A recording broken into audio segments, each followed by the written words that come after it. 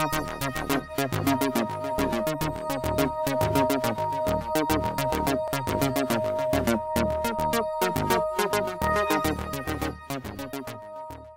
Latvijas sarkanā krusta funkcijām, pārtikas paku sadali un to, kā nevalstiskās organizācijas var palīdzēt veicināt iecietību sabiedrībā, stāsta Latvijas sarkanā krusta Valmieras komitejas izpilddirektora Solveiga Boicova.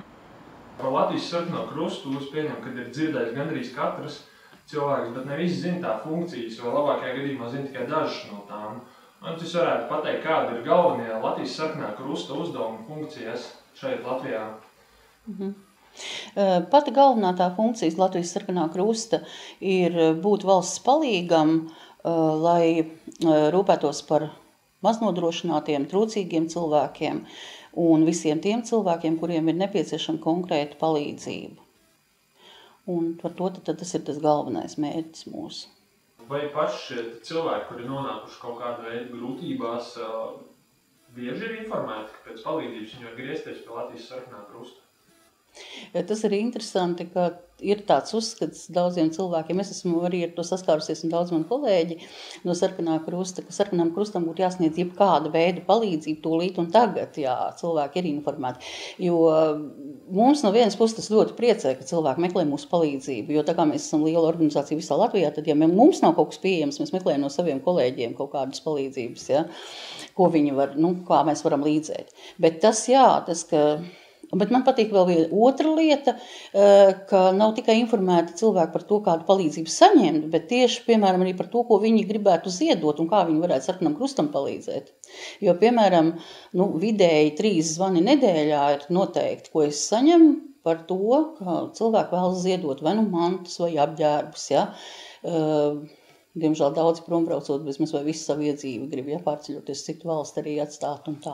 Tā kā tas ir tāda apusēji, ir gan informācija par to, ko viņi varētu saņemt, gan informācija par to, ko varētu sniegt, lai citiem palīdzētu. Vai Latvijas sarkanā krusta biedrs var būt jebkurš, kas rodas viņu vēl palīdzēt citiem? Jā, protams. Un īpaši uzteicams arī ir tas, ka struktūra vienība Latvijas sarkanā krusta jaunatne, ja, kas arī ir, varbūt tā saprotamības labad, ka ir viena liela organizācija Latvijas sarkanais krusts, bet uz vietām mēs esam komitejas un zem tām vēl ir nodaļas. Piemēram, Valmieras komiteja, bet apakšā ir nodaļas, kas ir pagastos, kas ir novados, kas ir arī pilsētas, piemēram, Rūjiena, Masalaca, ja. Tā kā tas struktūra liela, ja, un tad tiešām jebkurš, kurš vēlas, var kļūt par biedru. Un tas maksa ir lats gadā, minimālā maksa ir 1 lats gadā. Un tādējādi biedri aktīvi pat nedarbojoties, cilvēks var palīdzēt sarkanam krustam, samaksājot kaut vai šo 1 latu gadā, ja, kas arī ir naudiņa un ļoti tā patīkam tas atkal ir, ka kaut vai tā var atbalstīt. Ir diezgan liels skaits ir biedru un brīvprātīgo, kā atšķirās Latvijas sarkanā krusta biedrus no brīvprātīgā. Atšķiras tā, ka brīvprātīgais var piedalīties kaut kādās tikai konkrētās akcijās vai konkrētos pasākumos, piemēram. Tagad tikko kā bija arī Latvijas sarkanā krusta jaunatnes velotūra 10 labie darbi 10 dienās, ja, kur mēs aicinājām brīvprātīgos, kas varbūt par mūsu organizāciju nekā nav saistīti, bet no dažādām arī pat citām organizācijām uzrunājām arī caur masmedijiem citu, jauniešus un līdzcilvēkus, ja viņi vēlas, ja, lai viņi piesakās mums par brīvprātīgiem konkrētā vienā pasākumā tikai. Arī tas ar to atšķiras, ka viņš nav biedrs un neiesaistās, teiksim, darbībā, vai arī viņš izlēma, ka viņš varbūt gluži negrib būt biedrs, varbūt viņš ir citās 5 organizācijās, ja, bet viņam tajā brīdī ir brīvs laiks, un viņš grib piedalīties tāpēc, ka viņam tas pasākums patīk. Tā ir tā galvenā atšķirība. Ja? Pēdējā laikā droši vien visplašākā šīs diskusijas ir bijušas par šī pārtikas pakām bezmaksas un atsevišķos gadījumos.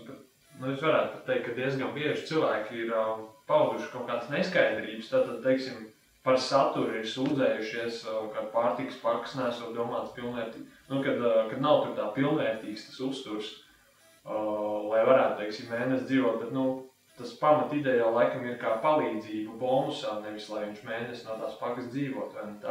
Jā, jāteic tā, ka Eiropas Savienībai ir ļoti, saudzīgi runājot, varbūt šī programma šķiet tāda, kuru varbūt nemaz tā nevajadzētu turpināt. Ja? Jo no vienas puses šī programma ir tāda, kas pieradina cilvēkus ik mēnesi pie domas, ka kaut kas būs. Ja. Bet no otras puses šī programma turpinās, un par šo saturu šogad tikai tas saturs ir uzlabots, tur nav tikai milti un teiksim tā, graudaugu produkti un pulveris, bet tur ir mazliet papildināti jau ar citiem produktiem. Bet tieši tā kā jūs jau pats definējāt un teicāt, šī te pārtikas tā paciņa ir domāta tiešām, lai atbalstītu cilvēku, nevis lai nodrošinātu, jo neviena programma Eiropā nav domāta, lai cilvēku nodrošinātu, jo cilvēkam pašam ir jābūt kaut kādai līdzatbildībai. Ja? Tāpēc ir kāpēc šīs pakas arī dala pret šīm trūcīgo izziņām, kuras tiek tagad jau piešķirtas tikai uz 3 mēnešiem, nevis ļoti lielā ilgtermiņā kā kādreiz. Ja? Tagad arī mazliet skatās par to, vai tiešām tam cilvēkam varbūt var kaut kā savādāk palīdzēt. Tā. Kā jums šķiet, nerunājot tikai par Sarkanā krusta biedriem, vai vispār Latvijas cilvēki ir ikdienā iecietīgi pret līdzcilvēkiem un gatavi palīdzēt, redz, teiksim, uz ielas kāds ir nokritis? Tas ir ļoti duāls jautājums, jo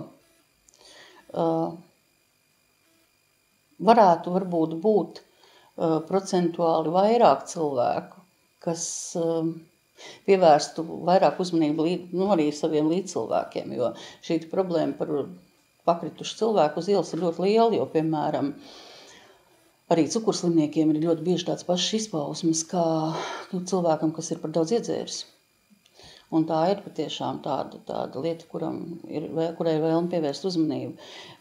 Gribas tā teikt, ka vairāk darbojoties nevalstiskās organizācijās un ka citas nevalstiskās ir apkārtni cilvēki, kas ir kaut kādā veidā iesaistījušies, ir šis te priekšstats, ka Latvijā ir ļoti izpalīdzīgi un ļoti cilvēki, kas ļoti cenšas arī citiem palīdzēt. Tas tāpēc varbūt, ka es ikdienā ar to daudz saskaros. Bet tad es pēkšņi sastopos ar gadījumiem, kas liekas, prātam neaptverami, ka nomirst cilvēks citu acu priekšā, kas nav nekāds retums Latvijā. Diemžēl statistika to rāda. Un tad man ir nevis jāmaina viedoklis, bet jāmēģina saprast, ko tad mēs arī kā nevalstiskā organizācija lietas labā varam darīt.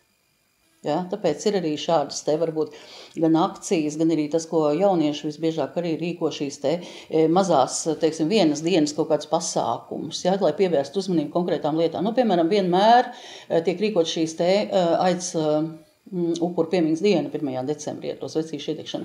Un kaut vai tā atgādinot, ka tas arī, starp citu, viens no iecietības jautājumiem lieliem ir. Ja?